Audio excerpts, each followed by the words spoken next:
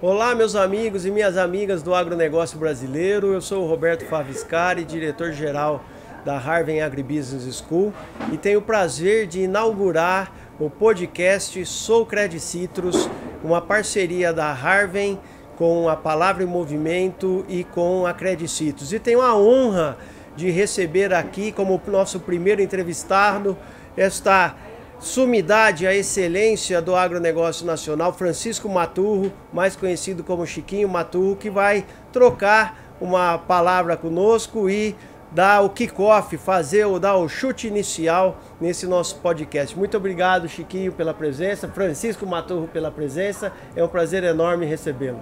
Beto, é uma alegria para mim ser o primeiro a inaugurar esse podcast aqui dentro da Credicitrus, onde eu sou correntista.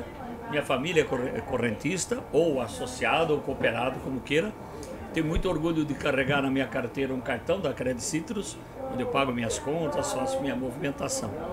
E também por a Credicitrus ser uma referência nacional em crédito, talvez a maior cooperativa de crédito do Brasil. Isso nos orgulha muito, sobretudo em sendo uma empresa do interior, prestando tantos bons serviços à comunidade e os seus associados e cooperados. A Credicitrus é sem dúvida um exemplo para todos nós, né? De crescimento, de associativismo, de distribuição de resultados. É um orgulho para o agronegócio nacional. Além de tudo, é um orgulho também ser um sistema cooperativo altamente profissionalizado. Chiquinho, nós estamos aqui na 29ª edição da AgriShow, quase 3 décadas, né? São quase 800 expositores nessa semana aqui na feira. Eu queria que você nos desse um pouquinho do como chegamos até aqui. Talvez seja fazer uma pequena observação, que esse ano são 30 anos, a primeira edição foi em 94. Olha só. Ela só é a 29ª edição porque nós, durante 2 anos de pandemia, não pudemos fazer a feira. Então a 29ª edição, senão seria a 31ª. Sim. E fazendo 30 anos esse ano. E com uma certa tristeza, a gente também faz 30 anos que faleceu o Ayrton Senna.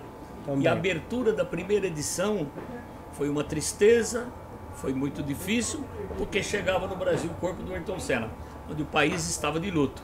É verdade. E ainda assim fizemos a feira, depois fizemos uma outra edição em 95, com um grupo de entidades. Eram 9 entidades à época, e em 95 nós tivemos... tamanho tinha a feira essa época? 30 expositores, tudo assim com uma barraquinha, uma tendazinha, para os fabricantes dividiam uma área para poder expor. E foi um momento que, Beto, é necessário dizer que a gente queria um conceito novo de feira. Sim. Onde não tivesse shows, não tivesse um parque de diversão, não tivesse roda gigante, não tivesse rodeio, para que a gente pudesse receber o nosso cliente e fazer negócios. Esse foi o conceito da criação dessa feira, cujo primeiro presidente foi a primeira pessoa de quem eu ouvi o conceito agribusiness, Ney Bittencourt de Araújo. Sim. Que era proprietário da Agrosérie, sementes de milho híbrido, foi a primeira que chegou no Brasil, genética de suínos, genética de frango.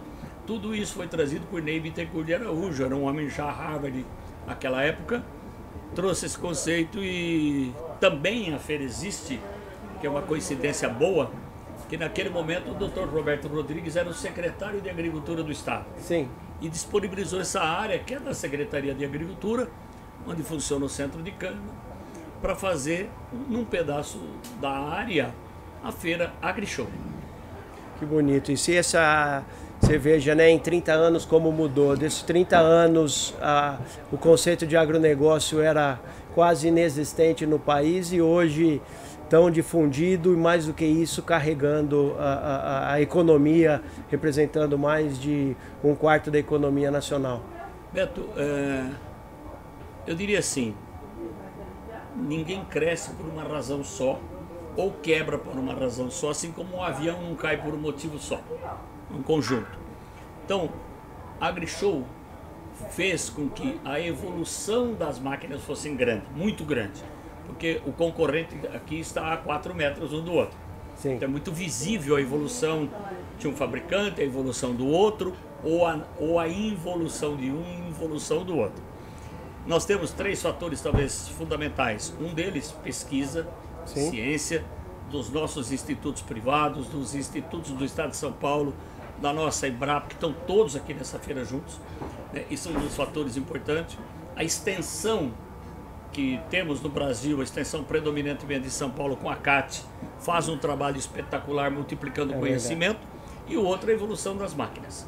Nós iniciamos aqui com máquinas totalmente mecânicas, Sim. tracionadas, e hoje estamos aí com um parque de tecnologia fantástico. Isso é incrível. Mas você que fez um comentário há pouco que está relacionado a novos conceitos, né? Da feira ter trazido novos conceitos. E um dos novos conceitos fundamentais na agricultura brasileira é a integração lavoura-pecuária-floresta. Me explica um pouquinho, você está apaixonado pelo assunto, me explica um pouquinho mais sobre a evolução do tema. Então nós dividimos a evolução do agro brasileiro em 3 grandes evoluções. Eu nunca gosto de chamar de revolução, porque revolução para mim tem um outro conceito. A primeira grande evolução foi quando nós chegamos no plantio direto. Sim. Porque nós fazíamos agricultura no Brasil, como os nossos antepassados europeus aprenderam nos seus países de origem.